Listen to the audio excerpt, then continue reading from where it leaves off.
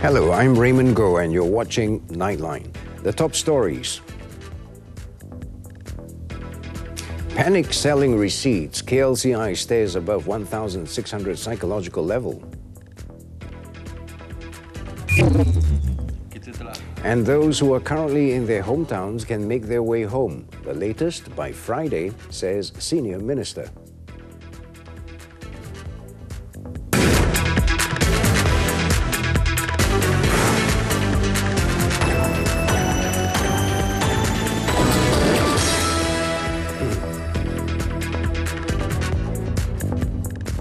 Good morning.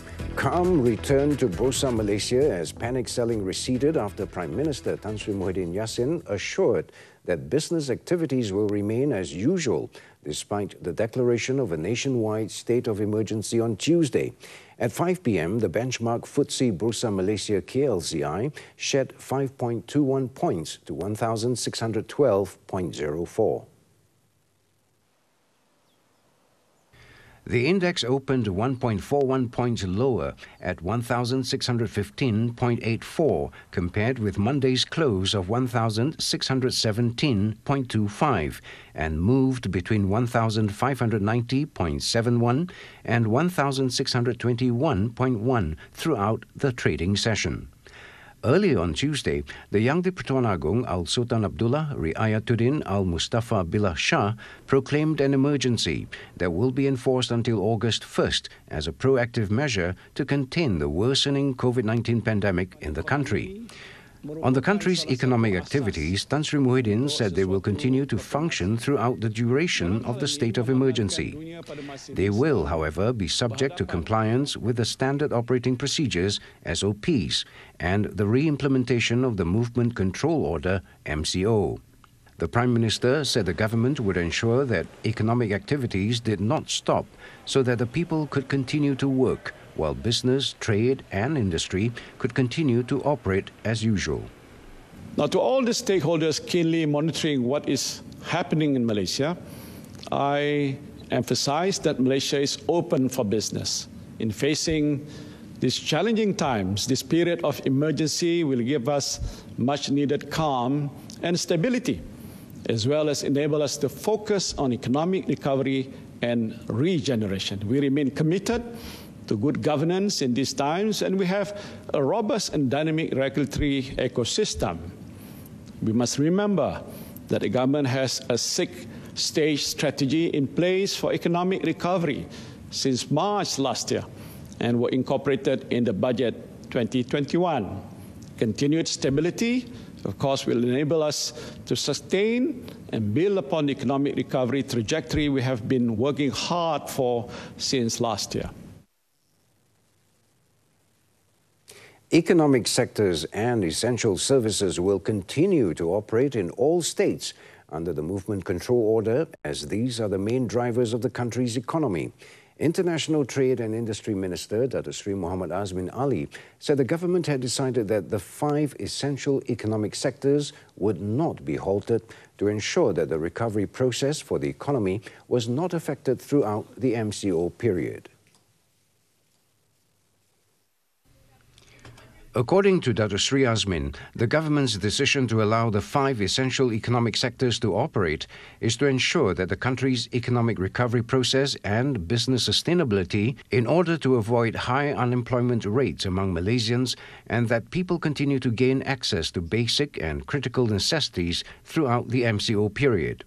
The 5 sectors, as revealed by the Prime Minister Tan Sri Muhyiddin Yassin, are manufacturing, construction, services, trading and distribution, as well as plantation and commodities industry. Dato Sri Azmin said the 6 states under MCO are the main drivers of the country's economic activities and major contributors to the country's gross domestic product, GDP, totaling 66.3% of the total GDP. He also said that among the other important considerations taken into account by the government is the need to ensure the stability of the country's export activities, as Malaysia is one of the key players in the global supply chain ecosystem. The ministry, Dato' Sri Azmin said, had informed the police and prepared its systems to assist operating companies to obtain notifications for their employees to travel to and from their workplaces during the MCO period. MITI, in collaboration with relevant state authorities, will conduct periodic enforcement throughout the MCO period on companies to ensure compliance with SOPs and will take action to compound offences in accordance with Section 25 of the Prevention and Control of Infectious Diseases Act, Act 342. The renewed MCO, according to analysts, is a timely move to prevent spiraling COVID-19 infections. Bank Islam Chief Economist Dr. Muhammad Afzan Nizam Abdul Rashid tells Nightline that despite the declaration of emergency on Tuesday, what is important is that the Prime Minister has given assurance that Malaysia is still open for business. I think the measures is something that we should expect and is the right thing to do. Of course, there will be trade-off along the way. In particular, in respect to the economic activities, we should expect the economic recovery momentum would somehow be compromised because their focus now is to ensure that the public health will remain in check, that the spread of the COVID-19 will be curbed. In respect to a possibility of economic stimulus, I think the government we believe that the government will continue to be more open on these options. Perhaps they may want to see how the budget 2021 will be implemented, and of course they want to see the effectiveness of every measures that has been announced so far. But we are quite hopeful that the announcement on the vaccine and the plan in terms of its rollout should help to ensure that the reopening of the economy would be more convincing going forward. During his nationwide televised address on Tuesday, the Prime Minister clarified that the state of emergency is not a military coup. Tan Sri Muhyiddin also assured that curfew will not be enforced. Sepanjang tempoh darurat ini, jika Sri Paduka Baginda berpuas hati bahawa ada hal-hal keadaan tertentu yang menyebabkan perlu baginya mengambil tindakan serta-merta, maka Sri Paduka Baginda boleh memasyhurkan apa-apa ordinan yang perlu mengikut hal keadaan semasa. Dalam konteks ini, beberapa ordinan darurat boleh dimasyhurkan oleh Kebawah Duli Yang Maha Mulia Sri Paduka Baginda Yang Di-Pertuan Agong bagi tujuan membendung wabak COVID-19 yang merangkumi hal-hal berkaitan penggunaan aset hospital swasta, mengambil milikan sementara tanah, bangunan atau harta alih hospital swasta, atau membuat permintaan untuk penggunaan sumber hospital swasta bagi tujuan merawat pesakit COVID-19. Sehubungan itu, kerajaan juga boleh mendapatkan penglibatan yang lebih. The Prime Minister also announced that there would be no by-elections or state election or general election held within the emergency period. Mutakhir ini terdapat pihak-pihak yang mendesak supaya pilihan raya diadakan. Saya tidak berniat untuk tidak mengadakan pilihan raya. Perkara utama yang menghalang saya daripada menasihati Kebawah Duli Yang Maha Mulia Sri Paduka Baginda Yang Di-Pertuan Agong agar membubarkan Parlimen untuk membolehkan pilihan raya diadakan ialah pandemik COVID-19. Keputusan untuk tidak mengadakan pilihan raya semasa pandemik COVID-19 ini masih menular ini adalah selaras dengan satu daripada 5 prinsip maqasid syariah, iaitu menjaga nyawa ataupun hifzun nafs. Dan dalam konteks ini adalah menjadi kewajipan saya sebagai ketua kerajaan untuk menjaga nyawa rakyat dengan melindungi saudara dan saudari sekalian daripada jangkitan COVID-19 ini. Ini adalah kemaslahatan yang paling utama yang dituntut oleh agama Islam. Justru saya memberikan komitmen yang tegas bahawa pilihan raya umum akan diadakan sebaik sahaja jawatan kuasa khas bebas yang akan ditubuhkan memperakukan bahawa wabak COVID-19 telah reda atau pulih sepenuhnya dan pilihan raya adalah selamat untuk diadakan.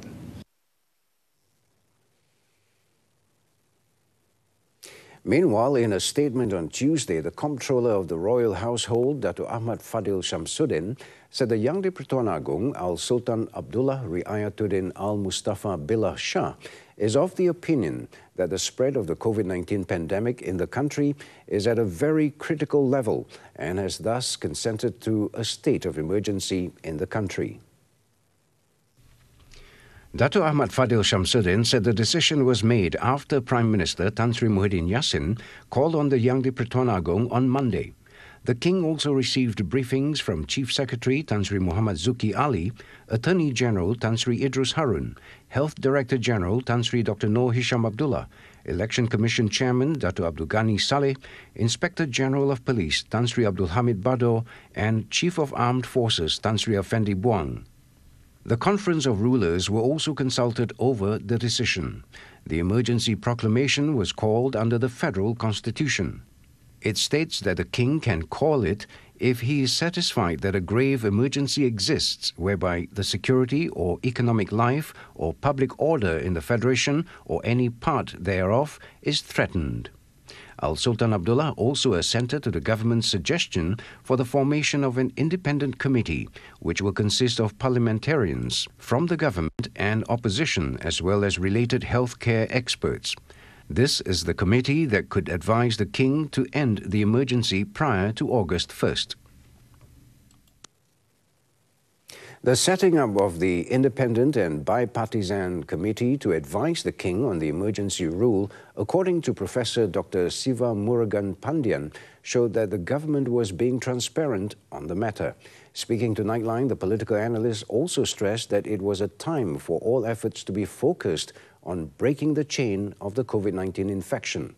Thus, all political quarters should set aside their differences. The King has consented to a declaration of emergency proclamation based on Clause 1, Article 150. Maybe it is timely to put the nation first, including to address the core issues related to COVID-19 pandemic, health and economics.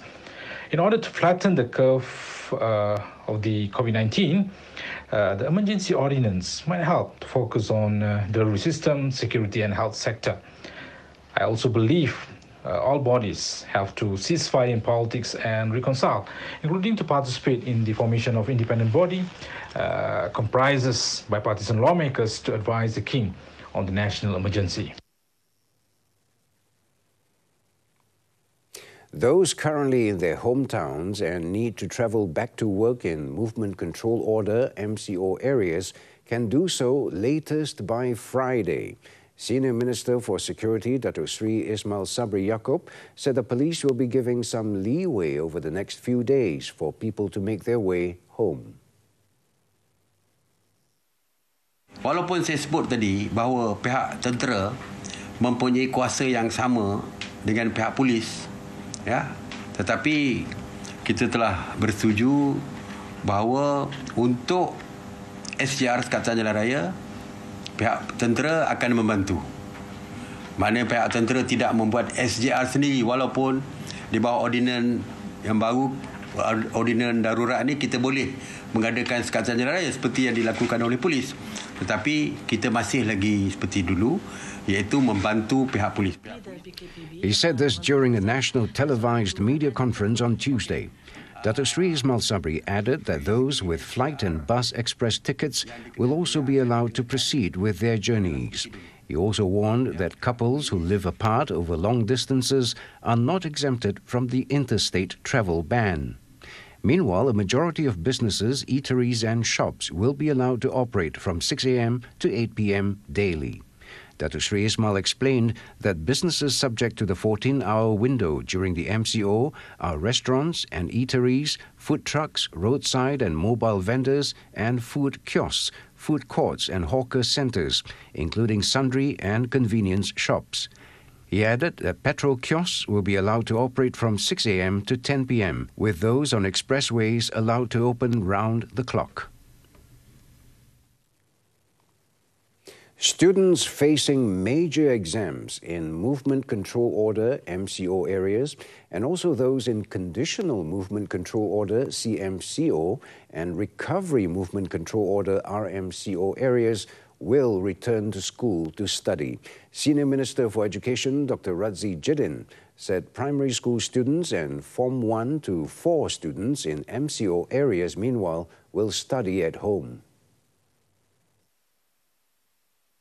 Untuk sekolah dalam kawasan PKP, hanya murid yang akan menduduki peperiksaan, iaitu SPM, SVM, SKM, termasuk untuk murid berkeperluan khas, STPM, STAM, DVM dan juga peperiksaan antarabangsa yang setara.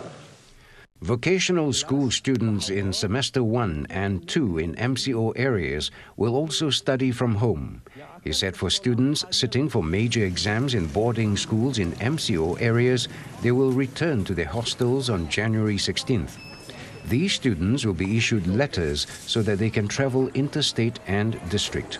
School students in RMCO and CMCO areas, meanwhile, will start school on January 20th as scheduled. Teachers involved in exams or required by their schools must return to their workplaces before January 20th. As for students in matriculation colleges in MCO areas, Dr. Nazri said students who are already on campus must remain there to undergo hybrid learning. Students at teacher education institutes will carry out online learning starting January 17th. Kindergartens will also be allowed to operate following tight SOPs. Pharmaniaga Berhad has entered into an agreement with China's Sinovac Life Sciences for the supply of 14 million doses of bulk COVID-19 vaccine to hospitals around the country as early as end of March. Its Group Managing Director, Dato' Zulkarnain Mat Yusof, said its subsidiary Pharmaniaga Life Science Sdn Bhd PLS plant in Puchong is going to carry out the fill and finish activity beginning February. Untuk retrofit punya program untuk plant di Puchong, kita invest not more than 3 million, and then it has been approved by our board in the previous board meeting that to upgrade and then to do the retrofitting for this plant. And then for your information, our capacity to produce this fill and finish vaccine in Puchong is about 2 million doses per month. Thank you very much. The signing ceremony was witnessed by Senior Minister for Security, Datuk Sri Ismail Sabri Yaakob, Health Minister, Datuk Sri Dr. Adham Baba, and Science, Technology and Innovation Minister, Khairi Jamaluddin.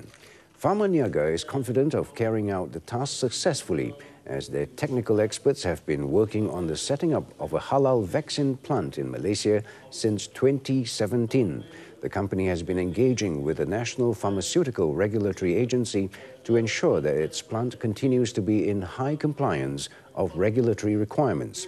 Sinovac COVID-19 vaccine has completed the Phase 3 trials in Brazil and Turkey and is now in the process of getting approvals in both countries.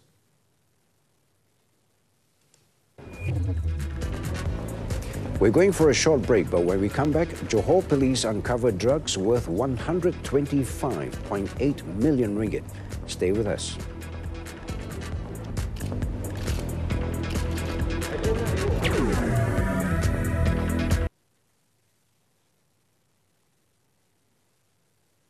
Welcome back to Nightline. Padang Rengas MP Dato Sri Muhammad Nazri Abdul Aziz of UMNO on Tuesday announced that he is withdrawing his support for the Perikatan Nasional Government led by Prime Minister Tan Sri Muhyiddin Yassin. According to Dato Sri Muhammad Nazri, the decision to withdraw his support for the PN government was made based on the mandate given to him by the Padang Rengas UMNO and the stance made by the party's Supreme Council. Dengan ini dan dengan rasminya, saya menarik sokongan yang diberikan kepada Tan Sri Muhyiddin untuk membentuk kerajaan yang sedia ada. Keputusan ini adalah satu keputusan yang telah saya fikir lama dan saya membuat keputusan ini ialah kerana inilah terbaik untuk parti saya. He claimed that with the withdrawal of his support, the ruling PN government is now left with support from only 109 MPs.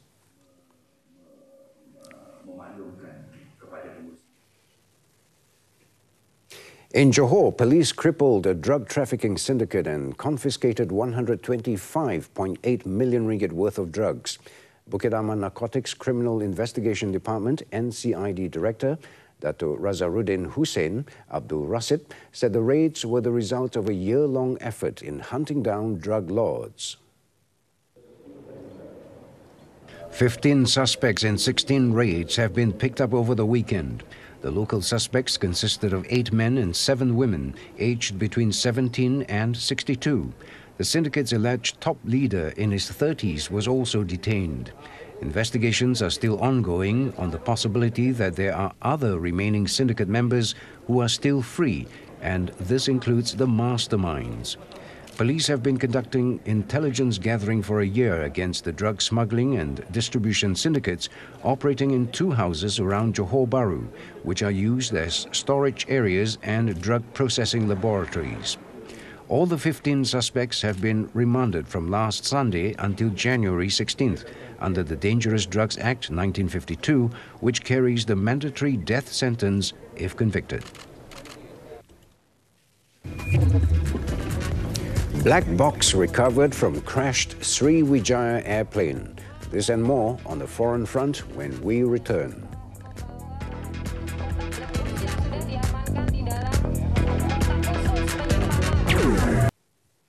We're back with the foreign front now.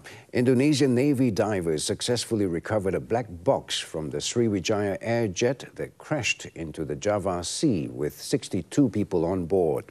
The recovery of the device is expected to help investigators determine what caused the Boeing 737-500 plane to nosedive into the ocean shortly after takeoff from Jakarta on Saturday. The device recovered was the flight data recorder of the plane. It is to be handed over to the National Transportation Safety Committee, which is overseeing the crash investigation. Indonesia's military chief, Air Chief Marshal Hadi Jatjanto, said a second black box of the crashed jet, the cockpit voice recorder, was likely to be found soon because its beacon was being emitted in the same area as the first one recovered. At least 160 divers were deployed on Tuesday in search for the devices. More than 3,600 rescue personnel, 13 helicopters, 54 large ships and 20 small boats are searching the area just north of Jakarta where Flight 182 crashed. So far, the searchers have sent 74 body bags containing human remains to police identification experts to identify the victims, with just 1 victim identified so far.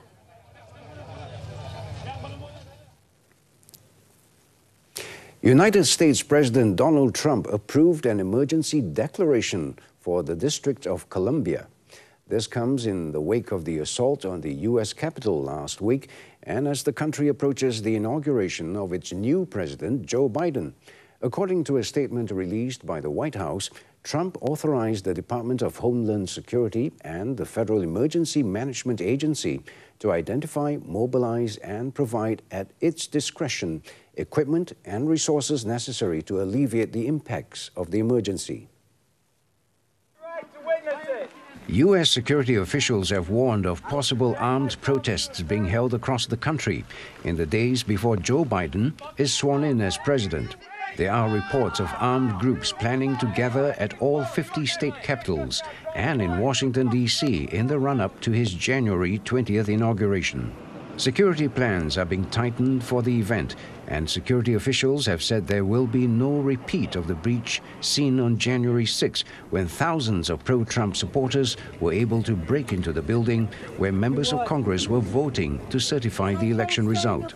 The Biden team had already urged Americans to avoid traveling to the Capitol due to the COVID-19 pandemic, a call that has been repeated by local authorities following last week's violence. Meanwhile, House Democrats say a vote to impeach Trump will happen on Wednesday, accusing him of incitement of insurrection. 5 people died in the riot, which took place after Trump repeated unsubstantiated claims of fraud in November's presidential election and encouraged his supporters to march on the Capitol. Trump became the 3rd U.S. president to be impeached in December 2019 over charges of breaking the law by asking Ukraine to investigate his rival in the presidential election, with the Senate clearing him later. Now let's take a look at the highlights in Malaysia's main newspapers for Wednesday, January the 13th. All 4 newspapers, the New Straits Times, Harian Metro, Berita Harian and the Malaysian Reserve, focus on the proclamation of emergency by the Yang di-Pertuan Agong. As the Prime Minister says, the powers will ensure the government can co-opt resources and promulgate specific laws in its fight against COVID-19. Don't forget to get your copies or subscribe to the online newspaper. In China, for the first time in several years, the unique blue-color water lakes in the Altai city has frozen due to cold snap in the region. Let's take a look at the visuals as we wrap up Nightline. With that, I'm Raymond Go. Thanks for watching, and remember to stay home and stay safe.